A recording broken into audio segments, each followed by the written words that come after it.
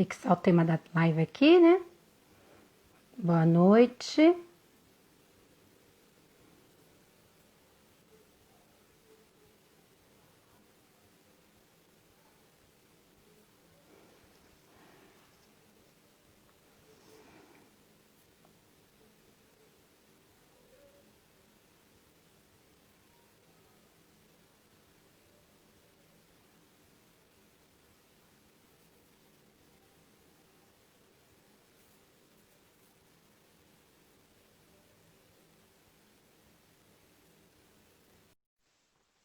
Boa noite, William.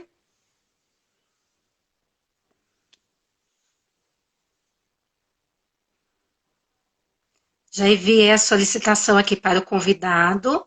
A live de hoje é mitos e verdades sobre o câncer de próstata. O convidado é o urologista Dr. Lucas Furtado. Acabei de enviar aqui a solicitação, vamos ver se ele entra.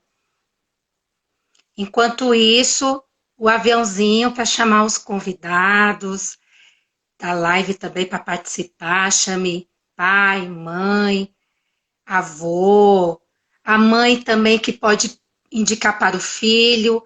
Essa live é de encerramento do mês de novembro, que é um mês voltado de conscientização e prevenção do câncer de próstata. E hoje a live é bastante interessante, falando sobre mitos e verdades do câncer de próstata. Vai esclarecer dúvidas para os homens.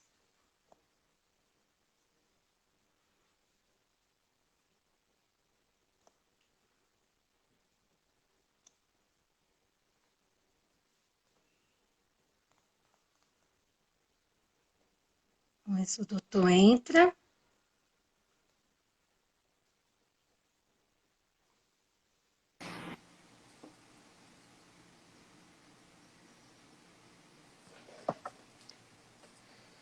Oi, Thaís, muito boa noite.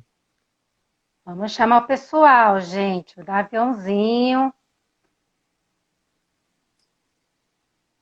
Thaís, está conseguindo me ver? O doutor Lucas está chegando.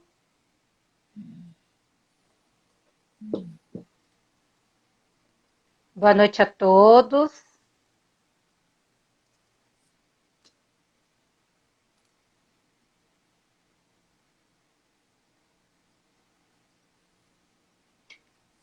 Bem-vindos aqui à live.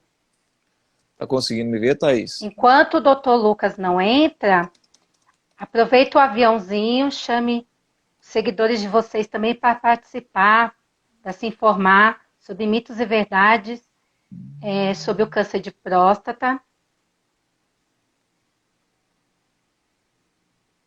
Eu acho que ele não está conseguindo conectar.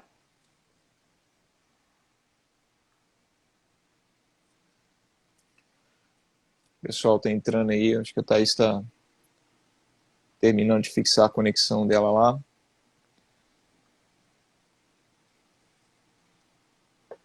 Aproveitando quem já está aqui comigo, se tiver dúvidas já pode deixar aí, perguntas, que a gente vai esclarecendo durante a live. Tá bom, pessoal? Quem não é meu seguidor, vou me apresentar, que eu sou Thaís Oliveira, eu sou psicóloga psico-oncologista, trabalho em consultório, só que por conta da pandemia estou atendendo 100% online, cuido dos pacientes com câncer, cuidados paliativos, comunicação de más notícias, elaboração do luto e também outras demandas. Mas eu estou fazendo uma maratona de live, bastante importante. Estamos no mês de novembro e é um mês agora, né? Nos últimos dias a gente está encerrando com o mês de novembro azul. Olá, doutor! Olá, Thaís, tudo bem? Acho que estava com um probleminha na conexão aqui. Eu estava me apresentando aqui que entraram seguidores, acho que era do seu Instagram, aí eu comecei a me apresentar aqui. Boa noite! Boa noite, tudo bem? Bom, vou me apresentar então, eu sou o Lucas Furtado, sou médico urologista, atuo em São Paulo, em Bragança Paulista, Então a gente vai conversar aqui hoje um pouquinho a respeito do câncer de próstata, os mitos e as verdades em relação ao câncer de próstata. E também falar um pouquinho do aspecto psicológico que envolve essa doença, né, Thaís? Que é uma doença tão prevalente e tão importante, né? É isso mesmo. Você poderia se apresentar novamente, por favor, que eu estava offline, só para a gente Vou manter as apresentar, formalidades aqui. Tá bom. Boa noite a todos. Eu sou Thaís Oliveira, eu sou psicóloga psico-oncologista, trabalho com pacientes oncológicos, pacientes com câncer, também na elaboração do luto, comunicação de más notícias, cuidados paliativos, atendo outras demandas, mas a minha especialização é mais aos pacientes com câncer. E agora aqui estamos finalizando o mês de novembro, né? Que é voltada ao mês de prevenção, conscientização do câncer de próstata. E eu estou fazendo essa maratona, né? Uma vez por semana, voltada mais ao homem. E hoje é o encerramento do mês, né? Que a gente fecha já com mitos e verdades sobre o câncer de próstata e também falar um pouquinho dos fatores emocionais também, como a família pode ajudar esse homem que descobre a doença. Bom, então tive o privilégio de fechar o mês, então. Que beleza, Sim. muito bom. Não, então, eu gostaria de levantar um assunto aqui, que é assim, uma coisa que a gente ouve frequentemente, Thaís, é as pessoas perguntarem para a gente, doutor, eu estou com um diagnóstico de câncer de próstata.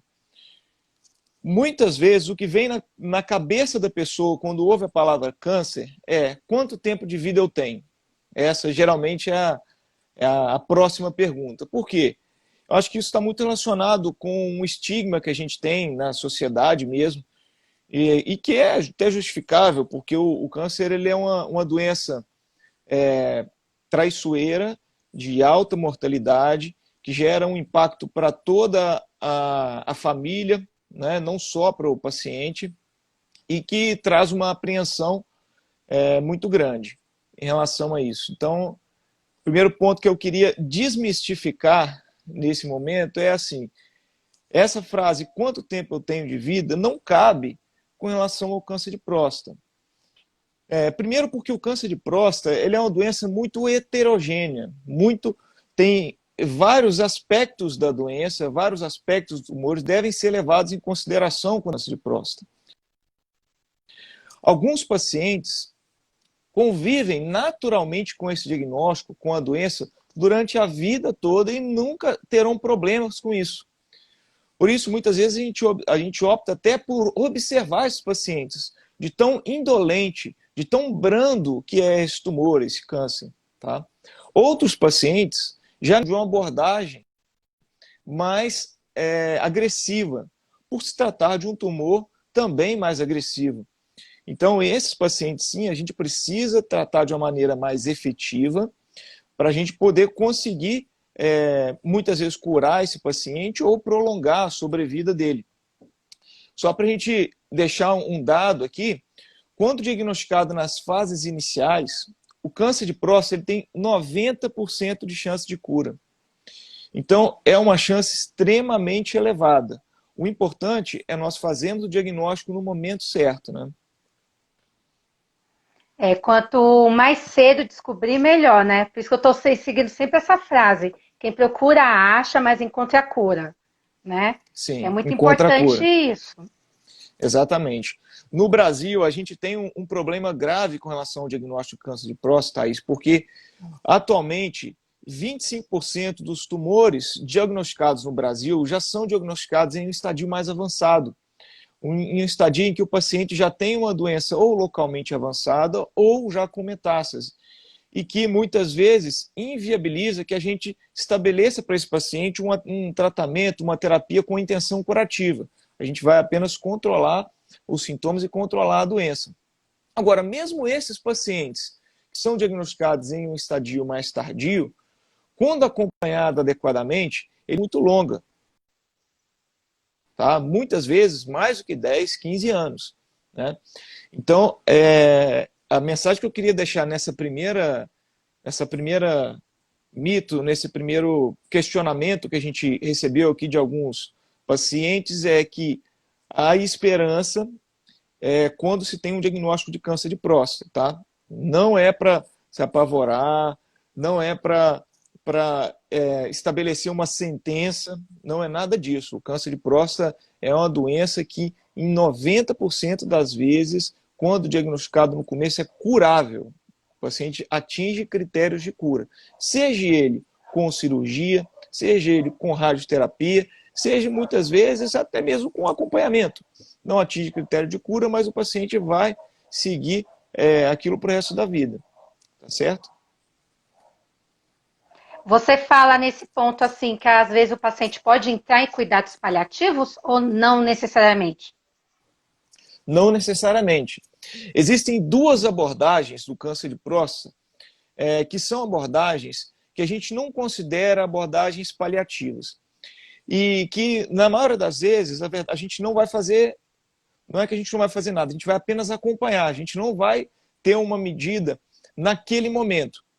Que é o seguinte, alguns pacientes eles têm um tumor de tão baixo risco, de uma agressividade tão pequena, que muitas vezes, se a gente acompanhar esses doentes, a gente observa que eles vão falecer depois de 20, 30 anos de outros problemas, às vezes de um problema cardiovascular, de um infarto, de outras coisas. Então, esses pacientes que têm uma doença de muito baixo risco, a gente propõe uma terapia que chama Active Surveillance. A gente faz uma observação ativa desses doentes, controlando com o exame do PSA, com o exame do toque, muitas vezes, atualmente, com o exame de ressonância e com biópsias seriadas. E a gente acompanha esse tumor. Se esse tumor mantiver de muito baixo risco, a gente não faz absolutamente nada com esse doente. Por quê? Ao não fazer nada, a gente está evitando alguns efeitos adversos de todo o tratamento. Assim como o medicamento tem efeito colateral, qualquer tratamento pode vir a ter efeitos adversos. No caso do câncer de próstata, a cirurgia com retirada completa da próstata, dos linfonodos e a radioterapia tem efeitos adversos que podem vir a acometer essas pessoas. Então a gente evita esses efeitos, muitas vezes durante a vida toda do paciente, porque ele vai acompanhar e não vai ter problema com isso mais.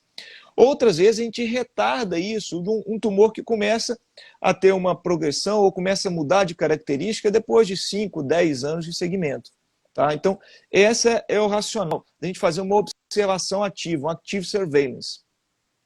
Um outro cenário, Thaís, é quando a gente tem um doente que apresenta um câncer de próstata numa idade muito avançada. Por exemplo, um senhor de 80 anos que foi diagnosticado com câncer de próstata, se ele não tem sintomas urinários, muitas vezes a gente opta por acompanhar esse doente com o que a gente chama de watchful waiting. Então, nesse watchful waiting, a gente vai observar esse doente, mas não com a intenção de tratar ele se o tumor mudar de característica, mas com a intenção de tratar ele se ele tiver algum sintoma relacionado à doença. Tá? Então, são intenções diferentes. No primeiro doente, eu vou tratar ele só se o tumor dele progredir ou se mostrar com características mais agressivas do que parecia no primeiro momento, com uma intenção curativa. No segundo momento, o paciente mais idoso, eu não estou pensando em ser curado. A expectativa de vida dele muitas vezes é menor do que 10 a 15 anos. Então, eu estou pensando em dar qualidade de vida para esse doente. Tá? Tratar os sintomas dele e fazer com que ele tenha qualidade no resto de vida dele. Então, quanto mais velho é o paciente, aí tem essa opção de escolha, né? Se vai fazer algum tratamento ou não, é isso, né? Também para ver também como é que tá a saúde também, né? Exatamente, tá? Quanto mais velho, principalmente a partir dos 75, 80 anos de idade, a gente tem essa observação, essa possibilidade de fazer um acompanhamento diante de um diagnóstico de câncer de próstata. Tá? A gente, sempre que a gente institui qualquer terapia, qualquer tratamento, a gente precisa pesar se esse tratamento vai estar gerando benefício para o paciente, né? E muitas vezes, nesses pacientes mais idosos, o tratamento às vezes gera mais malefício, ou seja, diminui a qualidade de vida dele, do que benefício em prolongar a vida dele. Então é por isso que a gente opta por essa observação. Tá? É Bom, bem assim, tem que ter todo o critério, né? Porque quanto mais velho o paciente, tem que ter um critério, um cuidado muito maior, né? Eu sim, sim, imagino um paciente cardíaco, sim, né? Como é que deve ser também o tratamento, mais complicado também, né? sem dúvida nenhuma.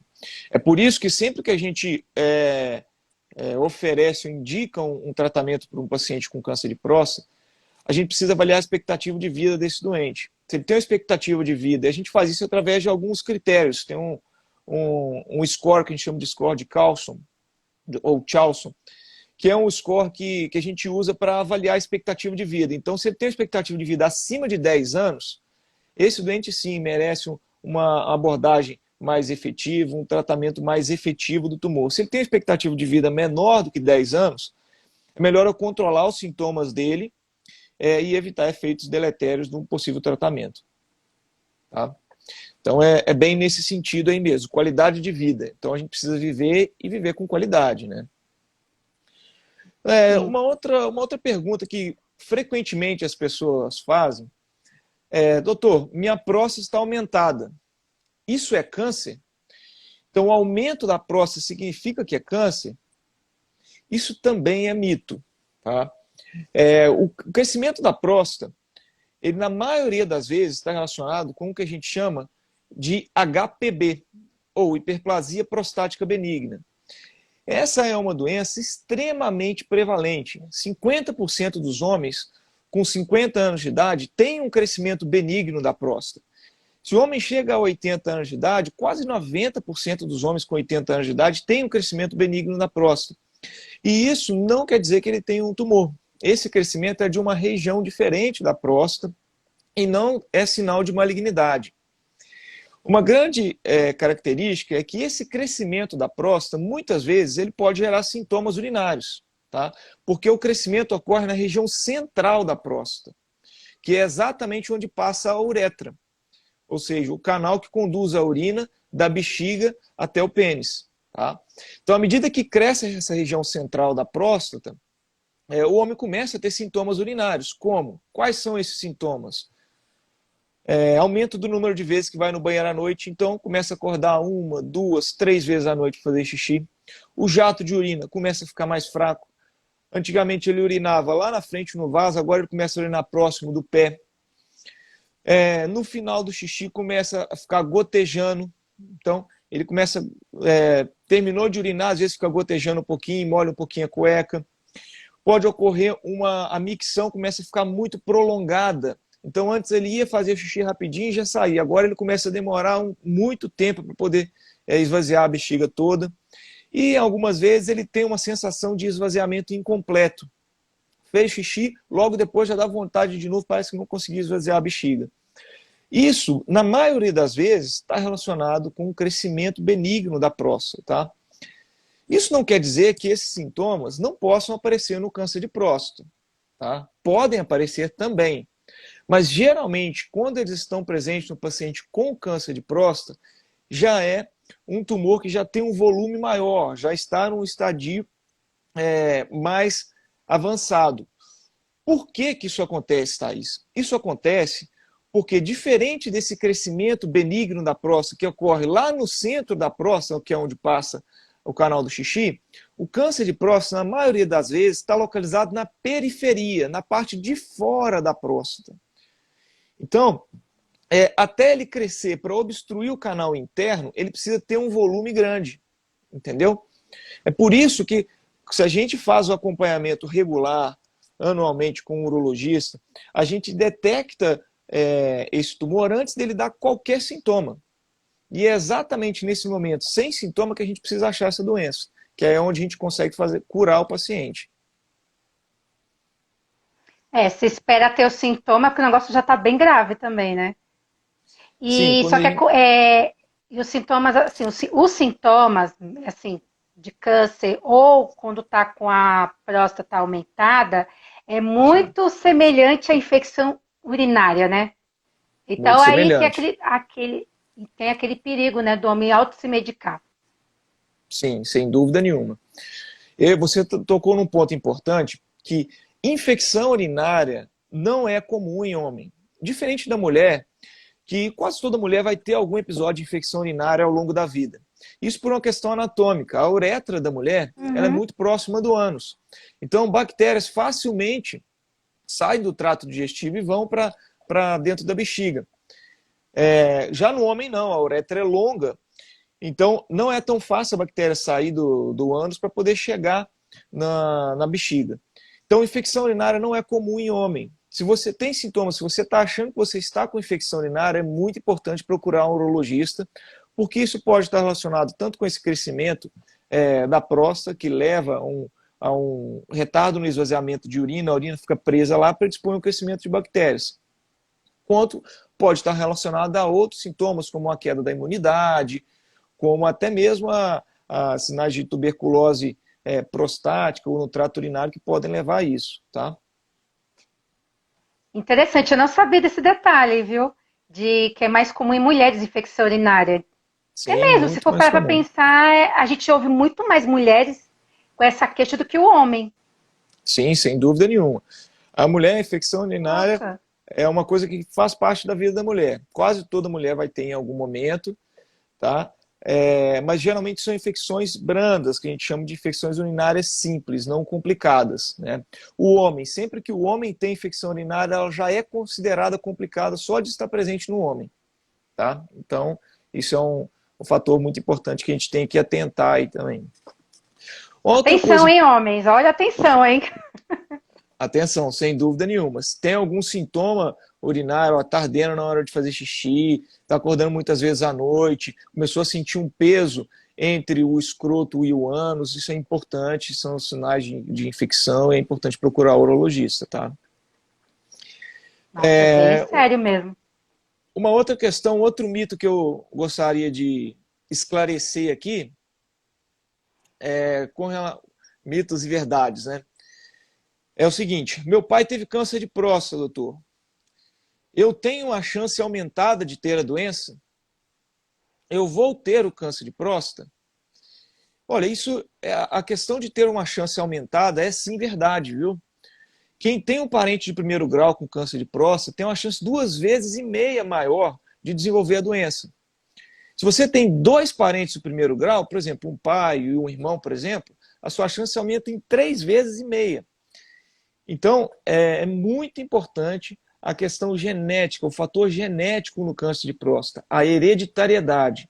Esse, na verdade, é o fator mais importante, né? Hoje em dia, a gente tem alguns fatores de risco para o câncer de próstata. O principal deles é a hereditariedade, como a gente comentou. Os outros são a idade. Então, o câncer de próstata é uma doença mais comum no idoso. Não pode acontecer em pessoas jovens? É raro, raríssimo, antes dos 40 anos de idade, mas existem casos, há relatos, e pode acontecer. Mas é uma doença tipicamente do homem com mais de 50, mais de 60 anos de idade. Para você ter uma ideia, 62% dos tumores dos cânceres de próstata acontecem em homens com mais de 65 anos. Tá? Então a gente está falando de uma população idosa. A idade é um fator de risco importante. A hereditariedade, o parente de primeiro grau. O outro fator de risco é a raça negra. A raça negra, comprovadamente, tem uma incidência maior de câncer de próstata. Então, são pessoas que precisam iniciar um acompanhamento precocemente. E, atualmente, tem-se discutido muito a questão da obesidade, que também vem se aventado como um fator de risco muito importante para o câncer de próstata. Tá? Então, essas pessoas, parente de primeiro grau, mais de 50 anos de idade, raça negra ou obesidade, principalmente tirando os 50 anos de idade, esses 3 principais fatores de risco necessitam iniciar esse acompanhamento um pouco antes. Ao invés de começar com 50 anos de idade, a gente começa com 45 anos. Tá? E esse acompanhamento da próstata a gente vai fazer com o exame do toque e o exame do PSA, que é a coleta do exame de sangue. Tá certo? E se um homem mais jovem que 45 procurar o Sim, urologista, porque tem fator hereditário, também pode, não é, doutor? sem dúvida nenhuma. Pode e, inclusive, deve. A indicação é a gente fazer essa avaliação com o urologista a partir dos 40 anos de idade. Tá? Então, o que acontece? O paciente chega para a gente com 40 anos de idade.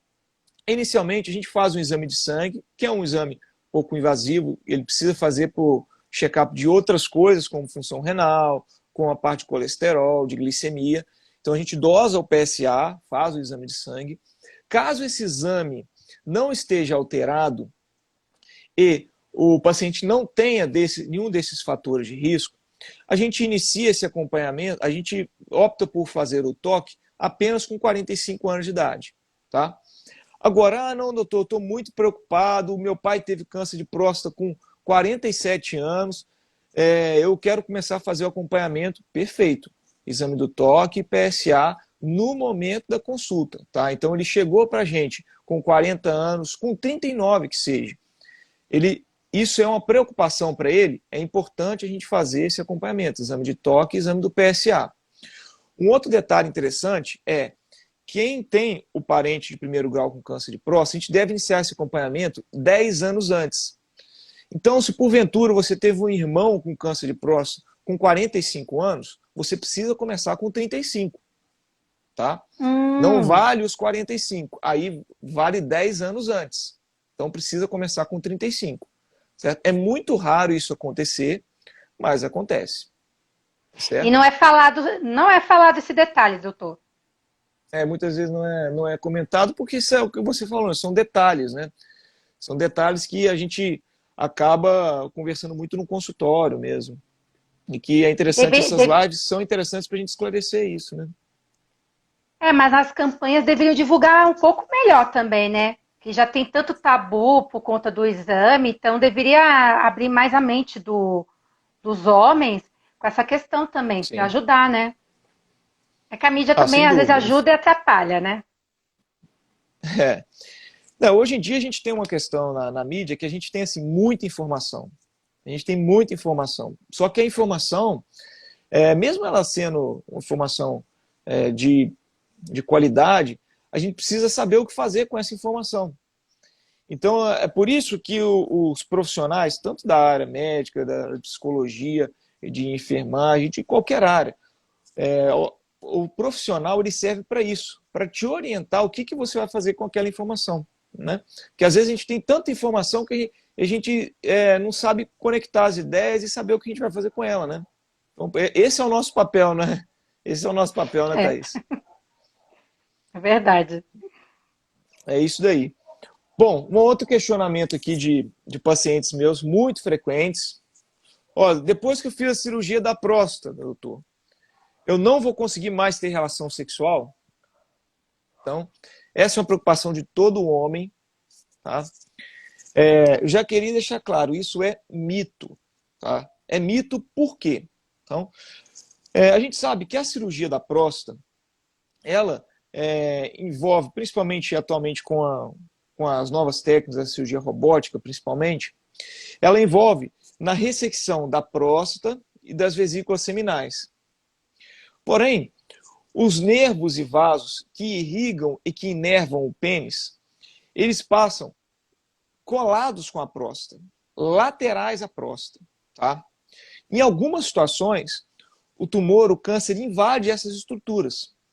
Nessas situações, a gente precisa ressecar esse feixe vascular nervoso e, sem dúvida nenhuma, esse paciente vai ter alguma dificuldade para ter relação. Outras vezes, o tumor está distante dessa região. E com as técnicas atuais, a gente consegue preservar todas essas estruturas e garantir uma função erétil para o paciente. Tá? Eu sempre comento com meus pacientes, é assim, você vai fazer uma cirurgia que envolve um órgão do sistema urinário. Então, nunca vai ser como era antes da cirurgia. Tá?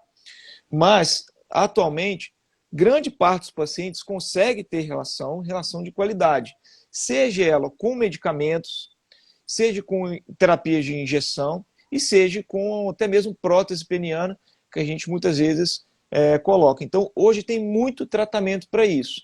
Ainda é uma preocupação? Sem dúvida nenhuma. Tá? Ah, doutor, mas qual a chance de eu ficar com disfunção erétil, com dificuldade para ter ereção depois de uma cirurgia da próstata? Isso depende da técnica que vai ser utilizada, se é cirurgia aberta, se é robótica, se é laparoscópica, depende do se o tumor está invadindo os nervos ou não, depende de como era a ereção do paciente antes da cirurgia. Uma coisa que eu sempre falo também, olha, nunca vai melhorar. Se você já tinha uma ereção ruim, ela não vai ficar melhor depois da cirurgia, tá? Então, assim, isso varia muito de paciente para paciente, mas atualmente é em torno de 10 a 20%, tá? A depender muito da técnica. E tem muito tratamento para isso. Por isso é o que eu sempre comento. Assim, olha, hoje em dia só não tem relação quem não quer, porque tem muita coisa para a gente fazer para poder tratar isso. A idade, então, não influencia, é o tratamento que a pessoa teve, que pode influenciar, certo? Sim, a idade ela influencia no sentido da função erétil prévia à cirurgia. Pacientes mais idosos tendem a ter uma função erétil mais debilitada, uma dificuldade de ereção maior. Tanto, principalmente, por outras comorbidades, por exemplo, diabetes, hipertensão, obesidade, dislipidemia, colesterol alto, triglicérides altos, são todos fatores de risco para a disfunção erétil. Então, pacientes mais idosos tendem a ter uma função prévia à cirurgia pior, tá? Ao passo que pacientes mais jovens sofrem menos disso, tá certo?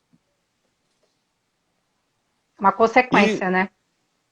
É uma consequência, exatamente. Uma outra questão que muita gente pergunta é com relação à perda de urina, ao escape de urina, né? A incontinência, né? A incontinência é esse escape de urina involuntário, muitas vezes quando o paciente realiza algum esforço, tosse, espirra, faz força. Isso também está relacionado com um enfraquecimento do esfíncter, tá? Um comprometimento do esfíncter uretral. Então, existem dois mecanismos no nosso organismo que são mecanismos para conter a urina. A gente conversando aqui, agora a nossa bexiga vai enchendo e não está vazando urina, porque a gente tem um músculo que segura isso. E a outra estrutura que serve como que a gente chama de esfíncter interno é a própria próstata. Então, quando a gente retira a próstata, um mecanismo foi retirado. Precisa que aquele outro mecanismo esteja bem íntegro para que ele consiga segurar e evitar a perda de urina, tá? Então, alguns pacientes podem ter essa incontinência, que é essa perda involuntária de urina, tá? Esse número já é bem menor, é em torno de 5% aproximadamente, tá? É muito comum essa perda de urina ocorrer logo depois da cirurgia, muito pelo trauma cirúrgico, tá? E isso vai melhorando com o tempo, ao passo que depois de 6 meses a 1 ano, apenas 5% continua perdendo urina, que às vezes precisa usar ou um carefree, ou um absorvente, ou, em casos mais graves, uma fralda geriátrica, né? Alguma coisa nesse sentido. Aí eu espero que os homens não entrem em pânico com essa notícia aí. Calma, gente, calma. Não, mas Não é com todo mundo, né? A intenção é exatamente informar que isso é bem pouco prevalente. Ocorre em 5%. A cada 100 que faz, apenas 5 precisam disso, né? É uma coisa que acontece? Acontece, a gente precisa informar disso. O paciente precisa saber disso antes da cirurgia, que existe esse risco, tá? Agora, é muito pouco prevalente. Na grande maioria das vezes, ele não precisa de nada, tá? Ele consegue manter a sua função, tanto erétil quanto de continência, né? E eu gostaria de fazer uma pergunta para você também, Thaís. Pode fazer. Assim, na nossa prática diária, eu lido diariamente com essa questão da gente passar um diagnóstico de câncer para o paciente. Seja um câncer de próstata, seja um câncer de rim, seja um câncer de bexiga, independente do que for. Isso, eu costumo dizer que é um momento muito delicado na nossa profissão médica, porque a gente se sente sensibilizado, é impossível a gente não se sentir sensibilizado com o ser humano que a gente está tratando. A gente pensa em toda a família, em tudo que aquela informação que a gente está dando vai gerar naquela estrutura familiar e naquela pessoa, né? Então, assim, eu queria saber de você, o que você dá de dica para a gente, profissional médico mesmo, do que os pacientes te relatam, olha, isso foi confortante para mim quando eu recebi esse diagnóstico, ou foi interessante alguma coisa que o doutor falou, alguma medida que ele teve, ou algum familiar, ou o que algum familiar fez. É importante, assim, eu sempre pergunto para os pacientes se o médico foi exatamente sincero. Que nem você falou, assim, de falar se tem alguma sequela, de alguma coisinha assim, de usar fralda. Isso é importante falar, esclarecer. E é importante também.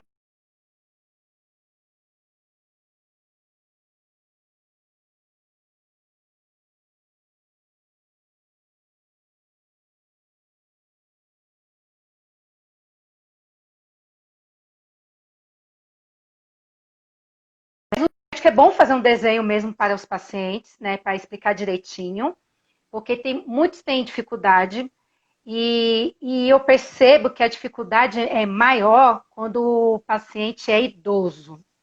Certo. Tem aquele paciente que tem a negação, né, que finge que não entendeu, fala que não tem nada, aí entra o familiar. Às vezes o familiar entende mais, ou ao contrário, às vezes o paciente também entende e o familiar que não entendeu entra no meio para não deixar o paciente também fazer o tratamento. Não sei se já Certo. aconteceu contigo isso, mas isso acontece. Do Já aconteceu. familiar. O familiar não. O próprio paciente aceitar a doença e o familiar não, né? Uhum. Isso acontece às vezes, né? É uma situação, assim, é o que você falou, assim, eu tento sempre manter uma postura de sinceridade, que eu acho porque que o paciente, ele merece saber o que está acontecendo com ele, né? Se ele tem condições neurológicas de entender aquilo, ele merece saber o que está acontecendo com ele, tá? É lógico que a gente precisa falar isso de uma maneira, não digo delicada, porque não tem como ser delicado com isso, mas de uma maneira não bruta, porém que o paciente entenda que aquilo é uma Sim. questão, que a gente vai acompanhar ele em todo esse processo dele, que ele não está sozinho nisso, né? E a gente muitas vezes tentar trazer a família junto também, para acompanhar, para abraçar a causa, abraçar a doença junto com ele e abraçar o tratamento. Então, sempre que eu já sei desse diagnóstico previamente, ou porque me foi enviada a biópsia, alguma coisa, eu peço para vir um familiar, ou às vezes até mais, né? Mas eu sempre opto por falar a verdade. A não ser, é claro, que seja algum paciente demenciado, que tenha alguma coisa que a família peça para não revelar, porque tem uma expectativa de vida muito baixa e tudo, a gente precisa pensar nesses pontos também. Mas é uma situação bem mais delicada, assim, eu acho que é muito importante a gente ter sinceridade, qual a expectativa, o que esperar daquela doença, né? Se é uma doença mais agressiva, se é uma doença mais branda, e para você poder trazer o paciente para aceitar e encarar o tratamento junto com você. O paciente, às vezes, não sabe da realidade porque o próprio familiar não deixa. Só que na psicologia, a gente prega que o paciente, por mais difícil que seja a notícia, ele Ótimo. tem o direito de saber o que está acontecendo com ele. Você é Ele tem perfeito, que eu saber. concordo plenamente. É só perguntar: você quer saber o que está acontecendo contigo? Se ele optar por não saber, ok. Mas se ele quer saber, se ele perguntar quanto tempo de vida, joga real. Agora, se ele falar, não, não quero saber, aí é outra coisa. Mas se a família fica, não, melhor esconder, a melhor coisa é perguntar para o paciente: você quer saber o que está acontecendo? Perfeito. Né? Não, Porque já ótima dica. acontece muito isso. O familiar não conta, às vezes, fala, não vai contar isso pro meu pai que ele não vai aguentar. Às vezes o familiar acha que ele não vai aguentar, só que não conhece a força. Às vezes ele está muito mais forte do que o próprio familiar. Então é muito relativo. Sim, é Né? Eu verdade. sou sempre a favor da verdade. O paciente quer saber, conta a verdade. E ele, mais do que todo mundo, gente, ele tem que saber. E outra, às vezes o familiar quer esconder, só que o próprio paciente sabe, ele se conhece, ele sabe que alguma coisa está errado. Por mais que ele fale que está tudo bem, mas ele percebe no seu Sim, íntimo que algo está errado. Então é muito sim. assim, é uma polêmica quando tem familiar que faz isso, mas assim, é sempre perguntar. Se ele quer saber, então vou contar a verdade. Não, ótimo. Né? Não, perfeito, Mesmo se isso ele é uma tiver, boa dica. mesmo se ele não tiver muito tempo de vida, principalmente se ele quer saber. Ó, o exemplo que aconteceu assim, não é à toa que eu sou psico-oncologista, eu perdi minha mãe com câncer.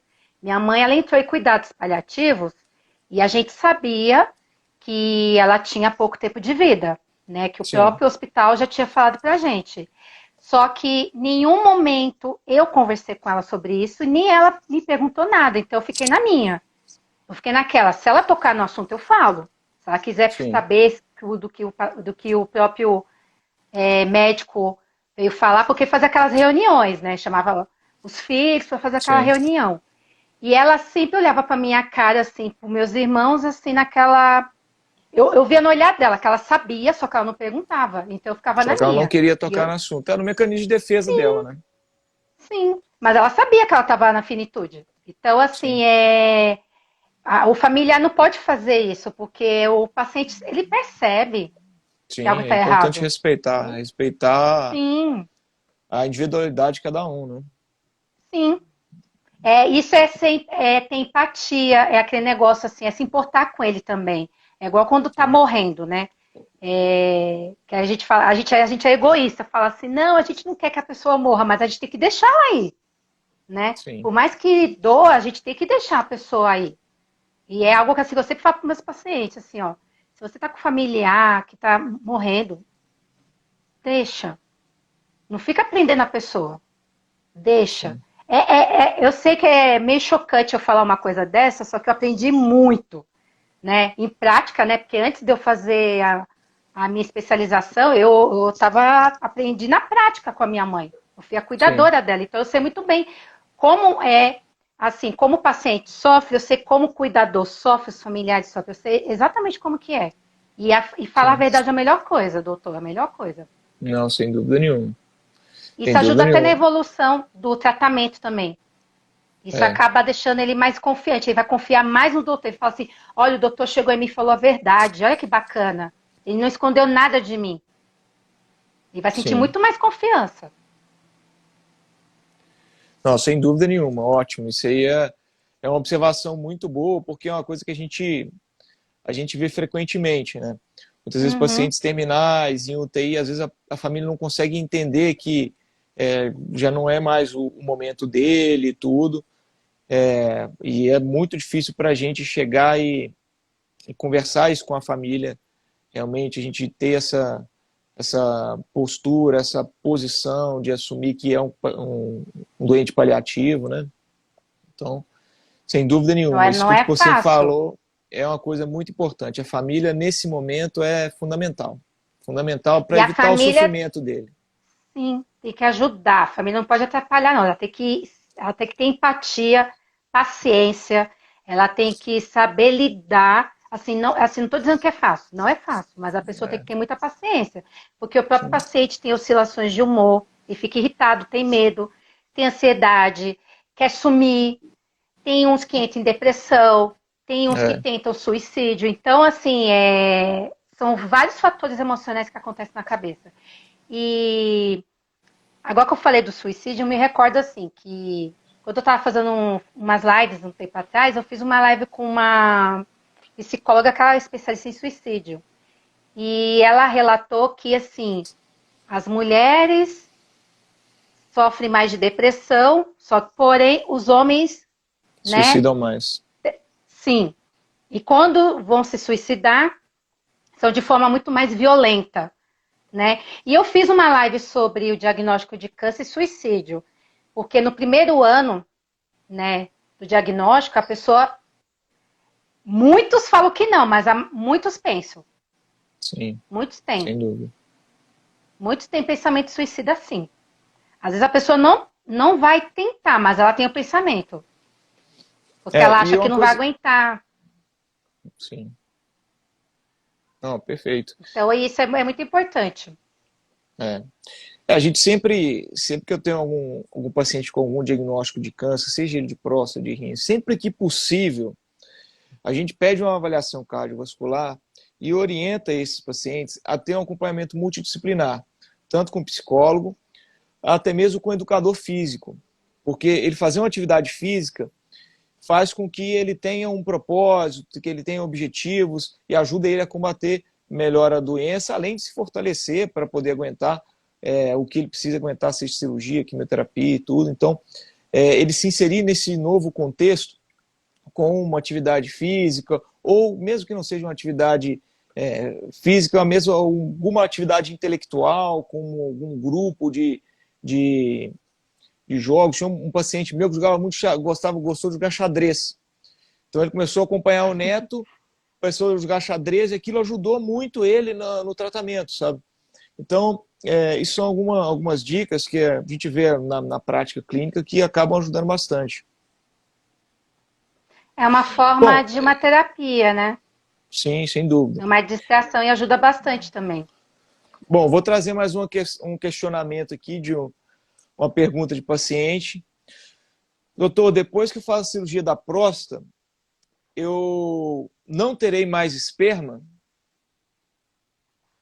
Isso é mito ou é verdade? Isso é verdade. Tá? O esperma, que é o líquido por onde nada o espermatozoide, ele é produzido em parte pela próstata, em parte pelas vesículas seminais. E os dois órgãos são retirados na cirurgia da prostatectomia radical. Tá? Então, depois que faz a cirurgia para a retirada do câncer de próstata, a pessoa realmente não terá mais esperma. Ela consegue ter ereção, ela vai atingir o orgasmo do mesmo jeito, tá? Porém não sai nada. Tá? Então isso é uma coisa interessante, até importante para a gente orientar. Alguns pacientes às vezes não se tocam muito, isso vão perceber só depois. Tá? Então era uma dúvida aí de um paciente. É interessante, né? Se for um paciente assim, um pouco mais jovem que quer ter filho. Isso. E aí a orientação que a gente dá, se é o paciente jovem, 50 e poucos anos, que quer ter filho ainda, a gente pede para congelar o esperma. Então, ele congelando o esperma, ele conseguirá ter filho posteriormente. Ah, mesmo se eu não tiver congelado o esperma, doutor, não congelei o esperma, casei de novo, vou querer ter filho agora. Eu consigo? Muitas vezes consegue, através da retirada de espermatozoide dentro do próprio testículo, tá? Ou até mesmo do epidídimo. Mas é uma maneira mais difícil, mais invasiva, você conseguir o espermatozoide para fazer uma fecundação. Então a gente sempre recomenda, se é um paciente que tem expectativa ainda de constituir família, é importante ele congelar o esperma num banco de esperma. Tá? Outra dúvida muito frequente, meu PSA está aumentado, doutor, isso indica que é câncer de próstata? O PSA, para quem não sabe, é o exame de sangue da próstata, que é um antígeno prostático específico. Como o próprio nome diz, ele é específico da próstata, mas não do câncer de próstata. Então, existe uma série de patologias, uma série de condições que alteram o PSA, que fazem o PSA se elevar. Como, por exemplo, inflamação aguda da próstata. Como, por exemplo, que a gente falou anteriormente, um crescimento benigno da próstata, hiperplasia prostática benigna. Isso tudo altera o exame de PSA e não necessariamente quer dizer que é um tumor. Agora, sempre que a gente tem um exame do PSA alterado, é importante a gente excluir que não se trata de um câncer, que não se trata de um tumor que está começando ali. Tá? Então, se o seu PSA veio alterado, não se assuste, não precisa, isso não é fidedigno de câncer, mas é importante que você procure um urologista para poder fazer esse esclarecimento. Por que o PSA está aumentado? É uma infecção urinária, às vezes foi um erro na coleta. A coleta do PSA é uma coleta que exige uma série de critérios. Não pode ter feito exame de toque nos últimos 5 dias, não pode ter andado de bicicleta ou de moto no dia da coleta, tem que ter pelo menos 48 horas sem ejaculação.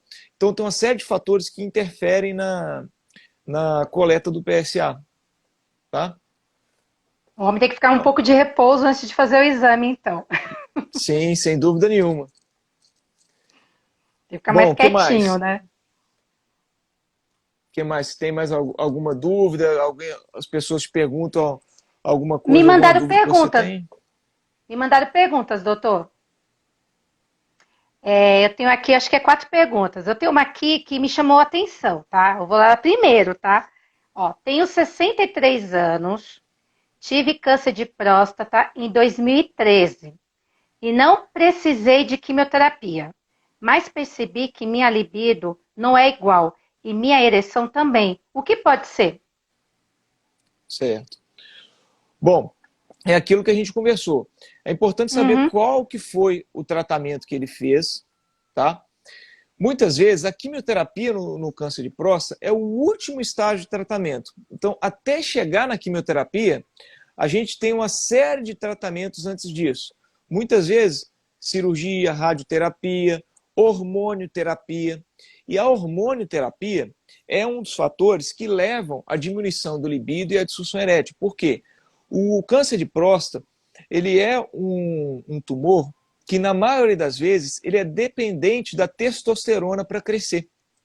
Então, uma das estratégias de tratamento é a gente dar um hormônio que vai inibir a produção de testosterona, né?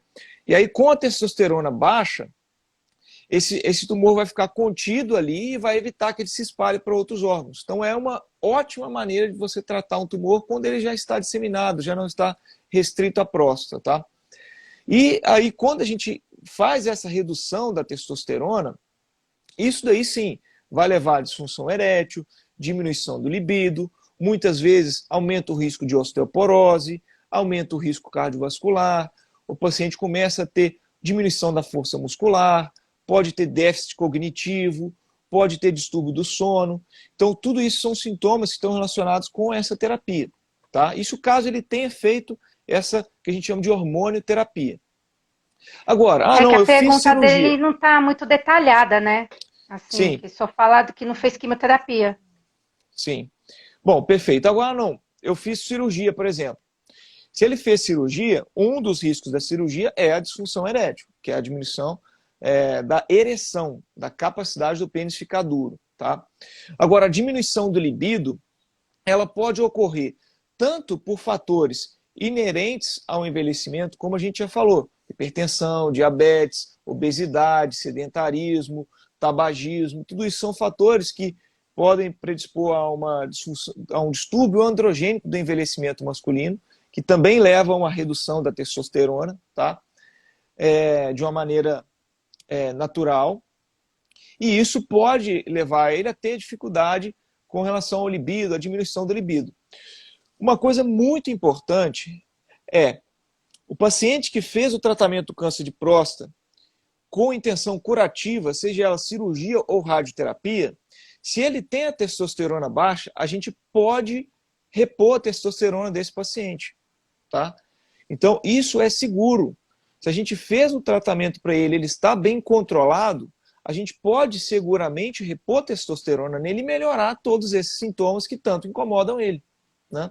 E provavelmente é o caso dele. Então, tem tratamento, vale a pena procurar um médico, é o urologista que cuida dessa parte, que a gente avalia, se a testosterona está baixa, a gente repõe a testosterona, melhora a qualidade de vida, melhora o libido, e reduz o risco de osteoporose, de evento cardiovascular, de tudo isso que a gente falou. Interessante, doutor. Cadê aqui? Tem uma outra aqui, ó, que fala também sobre atividade sexual. Câncer de próstata pode afetar depois as atividades sexuais? É meio que você já respondeu, né, doutor? Um pouquinho, né? Sim, tanto o tratamento pode afetar, tá? Seja ele o tratamento com cirurgia, seja com radioterapia. A radioterapia pode causar disfunção erétil do mesmo jeito que a cirurgia, os índices são semelhantes, tá? Também causa. A diferença entre a radioterapia e a cirurgia é que a radioterapia ela é acumulativa no organismo. Então, o paciente faz a radioterapia hoje, ele vai começar a sentir os efeitos adversos da radioterapia ao longo de alguns anos, tá? Em média 3, 5, 7 anos. Já a cirurgia é um evento agudo, ou seja, ele fez a cirurgia, ele tem os sintomas logo no começo, porém a tendência dele é melhorar, enquanto o da radioterapia a tendência é piorar.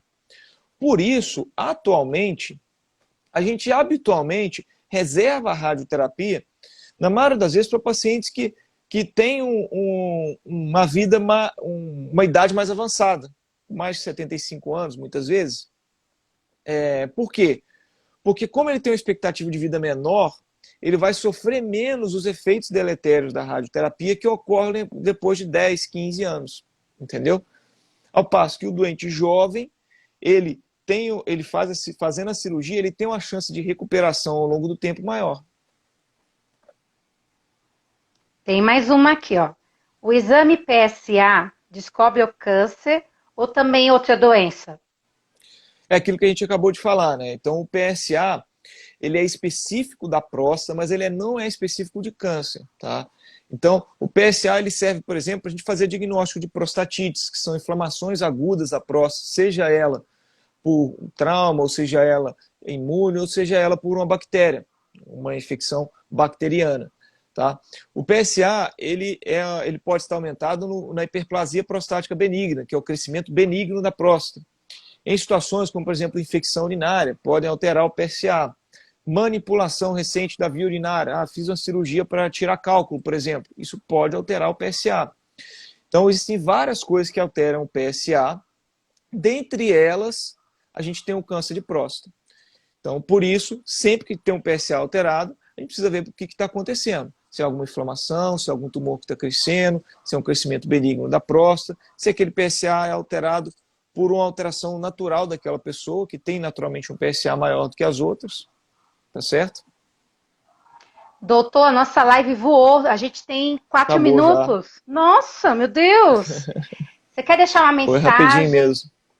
Você quer deixar uma mensagem para quem está nos assistindo, os homens? Bom, é Eu assim. quero agradecer, tá, por você ter aceitado o convite. Eu sei que Obrigado. é muito corrida a sua vida, tanto que a gente agendou faz muito tempo, né? Faz um tempinho. E agora, assim, tudo assim, pro final do ano é bem corrido. Eu quero agradecer de verdade. Você esclareceu bastante dúvidas. Eu aprendi muito agora também. Tinha coisa que eu não sabia. Gostei muito. Que bom, fico feliz. E eu espero que você deixe uma mensagem agora para quem está nos ouvindo aqui também. Sim, perfeito. Bom, também queria te agradecer pelo convite. A gente tem, não só no Brasil, mas no mundo, esse mês de novembro como um mês marcante para o homem, né, para os cuidados da saúde do homem. A gente tem ampliado esses cuidados, não só o Novembro Azul, ele não só cuida do câncer de próstata, mas também da saúde mental, da prevenção do suicídio. Então, são efeitos muito importantes dentro da psicologia também, então por isso eu achei muito pertinente a gente conversar a respeito disso, a gente falar um pouquinho de suicídio, que é uma parte importante. Espero que todos tenham gostado. Qualquer coisa que precisarem, estão à disposição, podem perguntar no direct. A gente vai conversando aí. Obrigado pelo convite, tá? Tenham uma boa noite a todos. Gente, muito obrigada, doutor. Mais uma vez, obrigada. Eu vou deixar salva aqui. Para quem não assistiu, assistir depois, compartilhar também para a família, que é muito importante, né? Encerrando o mês de novembro com essa live muito informativa, né? E muito enriquecedora, né? De detalhes, vai ser muito bom. Tá? Obrigada, doutor. Grande Gente, abraço. muito obrigada. Boa noite, viu? Tchau. Boa noite.